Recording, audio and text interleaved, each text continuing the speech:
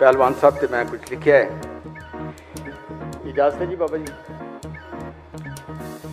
कि तेरी पढ़ के वेखी किताब जदों, तेरी पढ़ के वेखी किताब जदों, तू ते असगर कर हैरान छड़िया है। और की सुखन ओ लेके आई वर्कियां ते, की सुखन ओ लेके आई वर्कियां ते, कसम रब दी कर ने हाल छड़िया है। आखिर गोर टिकाणा किताब लिख के और दुनियादारी दा 10 जंजाल छड़िया है। कर कर मजमून कशीद सारे, बालन हिजर फिराक दा बाल छड़िया है।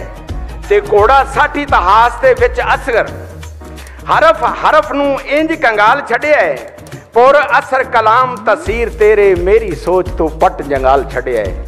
पुर असर कलाम तसीर तेरे, मेरी सोच तू पट जंगाल छड़िया है। और मोती चोण परोए नी विच तस्बी, मोती चोण परोए नी विच तस्बी, उन सुखन दा इंज तू जाल छड़िया है।